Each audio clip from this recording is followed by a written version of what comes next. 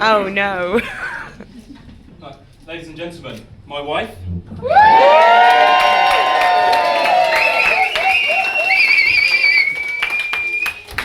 wife and I would like to thank you all for joining us on our special day. Sarah, thanks for the lovely words, and thanks for being such a support to Stacey, not just today, but from me, importantly, during the early months of Rupert's life. Also need to thank Holly and Sarah for organising the Hindu. That's a hangover Stacey's not forgetting in a while. James, I should be thanking you here, but I'm reserving that until after the best man speech. And Ben, thanks for subtly being the first one to introduce us as Mr. and Mrs. Cotter. Caitlin, lovely poem. Thank you for that and writing that for the ceremony. And some of you may recognise Grant's reading, as you've got from Toy Story. Thank you very much, Grant. Now, Toy Story is Rupert's favourite film, and as today's about us as a couple, we wanted to include something important to Rupert. So that's special to us as a family. Also want to thank Emma and Lucy for the cake. Since I've seen it, thanks for making me both grey and bald. Very impressive. And of course, lastly, Stacey, thank you for agreeing to marry me. So looking around, smiling and sporty faces here today, I can't help but think, isn't it expensive to be just married? It's genuine. So to be honest, everyone here today has Stacey to thank for being invited. Pre-proposal, I distinctly remember multiple conversations around how the wedding day would go. A wedding abroad with just the three of us, a very small family gathering with two ideas. A long engagement was also one of our ideas. So after lulling me into that false sense of security, I proposed to Stacey. We were engaged in Bath. When we returned, before we unpacked the suitcases, Stacey had booked visits to venues that fit over 100 people in them, and there was an ever-growing guest list. So you played the blind there, Stace. Well done. Here we are, a little over a year later, with 50 of our closest friends and family. But I knew proposing to Stacey was the right life choice, as when I asked her, her immediate reaction was, "Are you sure?"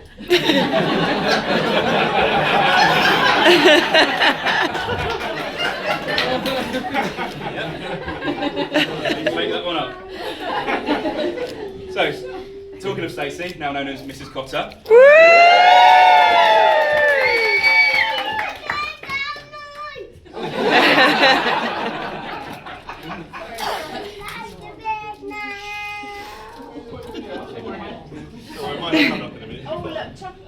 So, Stacey, you look absolutely stunning today in such a beautiful wedding dress. I was genuinely beaming with pride stood at the end of the aisle waiting for you. But if I knew you scrubbed up this well, I'd have married you years ago. So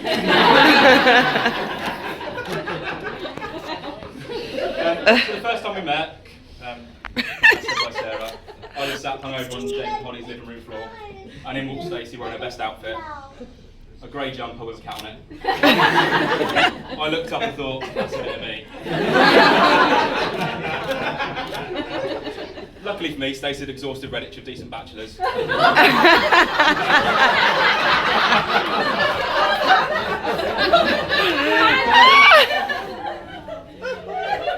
She decided to venture further south instead of a date. But little did I know that hangover and that tragic jumper was the start of the rest of my life. I remember all those early dates. Stacey was so nervous she wouldn't eat. How times have changed. One of our first trips away was to a castle converted to a hotel in Cheshire. Stacey was so ill on one of the evenings, she left me sat in the restaurant on my own and went back to the room. Being the gentleman I am, I sat patiently, waited for both our meals to be delivered, and then checked on her. Well, I have learned a lot from Stacey over the years we've been together. If she's telling me about a problem, the last thing she wants to hear from me is a simple, logical solution. If I've had a tough day at work, she's always there for me to let me know her day's been hard.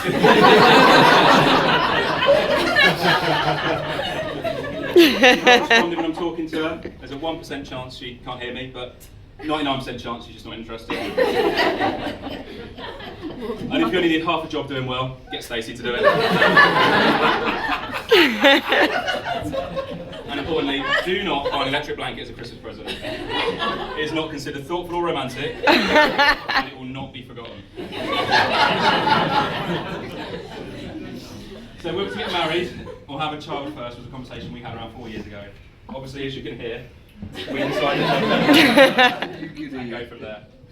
In planning the wedding, I've struggled to find many differences between the two life events. Both have given us endless sleepless nights, caused arguments, become increasingly expensive, and as fun as they are, I'm not having a second of either.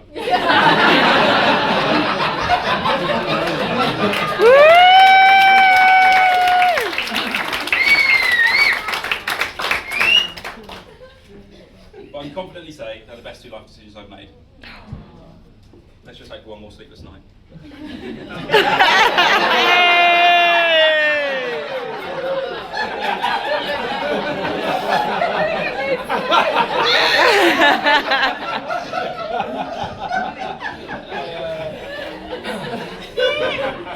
Now, we aren't a massively romantic couple, so rather than having a romantic candlelit dinner, we spent our last Valentine's Day laying in bed watching Sail and Whale together.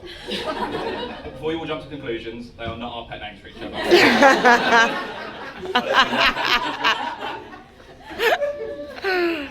It's a kids' film, and we sat as a family watching it as Rupert refused to go to sleep. Now, I can't make any of the traditional Groom jokes about losing my freedom today, because that went 3.5 years ago. We're immensely proud of Rupert every day, and that's been no different today. Rupert, you're our roots, Rupert there, our little boy, and our world. And I would like the first toast of the speech to be for Rupert. So if everyone can stand and raise a glass.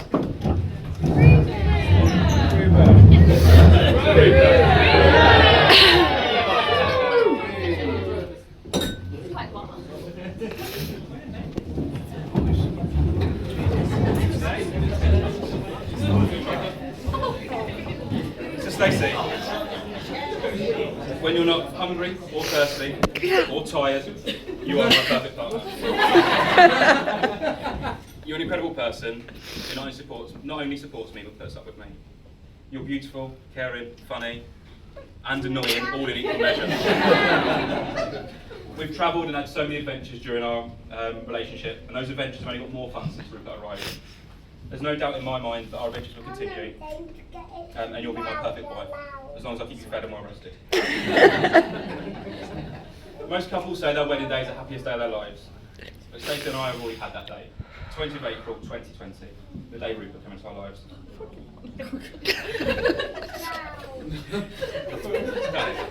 Get together. So, although the majority of you know that Rupert was born in lockdown, I wanted to share with everyone what an amazing mother Stacey has been to Rupert from day one. Just 4 hours after Rupert was born, I was sent home and not allowed back to hospital until 48 hours later to collect the vote. As hard as those 48 hours were on me, I'll never be able to appreciate how hard they were for Stacey.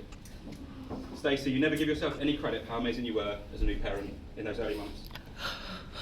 I think everyone here will agree that being alone and isolated on your first day as a new mum is an incredible feat, and it's something I am and always will be incredibly proud of you for.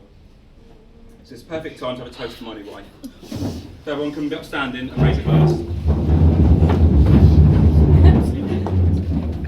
To Stacey.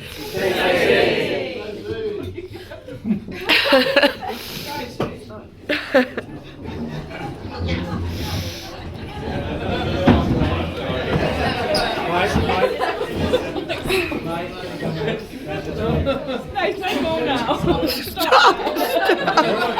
Run out of napkins now. Have a breather. You know I'm an emotional person. So I can speak with both of us when I say becoming parents to Rupert is by far the most rewarding thing we've ever done. I'm sure Stacey would tell you that being a mum isn't without its challenges, and I'd say the same about being a dad. This brings me on to mention my mum. Mum, throughout my childhood you played the role of both mum and dad, and only since having Rupert I can truly appreciate how hard that must have been for you. Luckily, I think you made a pretty good job there. You're the hardest working person I know, and you've instilled that work ethic in me. Despite being a single parent working full time, somehow you managed to raise an incredibly well-rounded son.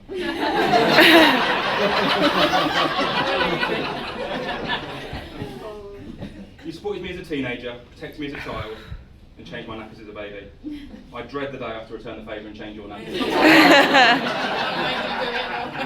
It comes to us all, I guess. You've done everything possible in life to put me in the best position to achieve, and without you I'd not have the home and family I have today. I know since Rupert arrived I've dropped out the #1 spot, but I don't hold that against you. You and Pete have treated Stacey like family since day one, and Rupert loves to visit his nanny and grumps. So can you hurry up and retire so we can have one called babysitters? Pete Lynn, I'd like to thank you for being nothing but welcoming to me since I started. You've always made me feel part of the family. You raised such an independent and intelligent child. But this speech isn't about Stacey.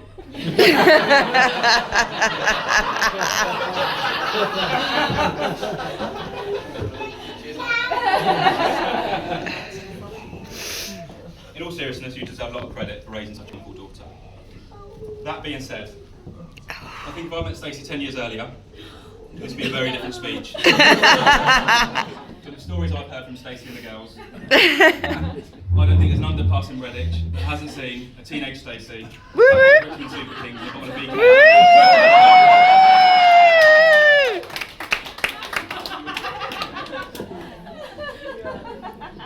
It's not just Stacey's family I had to impress in the early days, it was their friends too. More specifically, the Redditch girls who she grew up with. Sarah, Caitlin, Hannah and Phil. I did think I'd always endeared myself to the girls until I recently found out what Caitlin's initial review to Stacey was of me. I'll read it.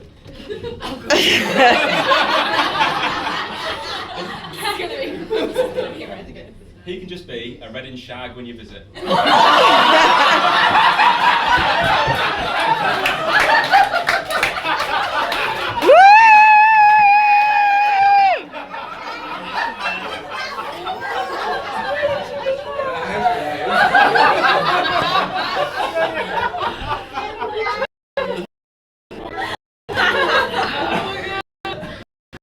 I made up for it in the reading. Yes.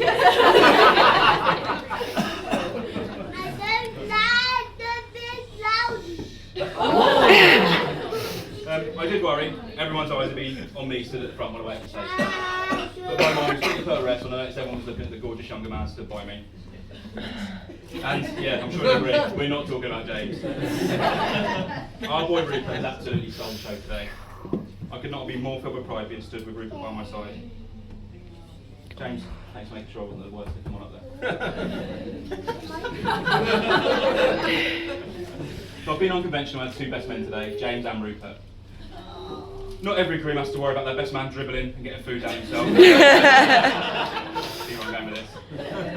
Luckily, James done better than expected. So. But to be fair to James, despite being utterly useless for 95% of our friendship, you turned it all round and organised a cracking stag do for Valencia. Being dressed in a dog onesie in 25-degree heat wasn't the most comfortable I've been in life, but somehow it wasn't the worst outfit you dressed me in that weekend. I'd now like to take a minute to mention those important figures in our life that sadly cannot be here today. It's a bittersweet moment having such milestones that can't be shared. But I'm sure Itchy and Scratchy will enjoy seeing the picture.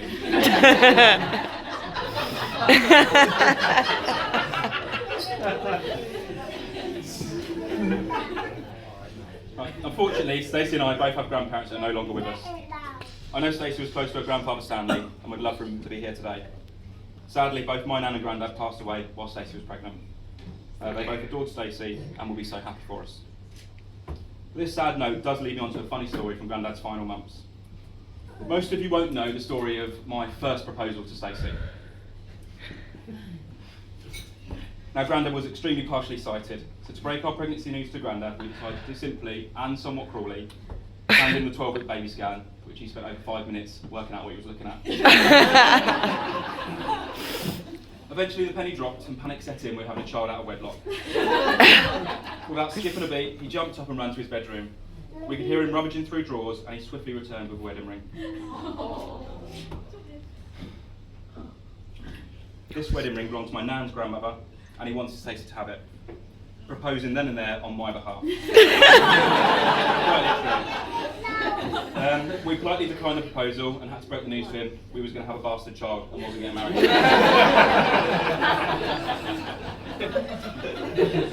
The next time I saw Grandad, he gave me the ring and told me he wanted Stacey to have it one day. Oh, stop.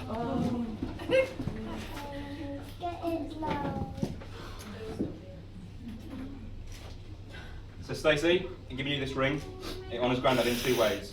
Firstly, he thought so highly of you and thought of you as part of the family and wanted you to have it. Secondly, he'd be so proud of me for not paying for your wedding present because he was a real cheap fucker.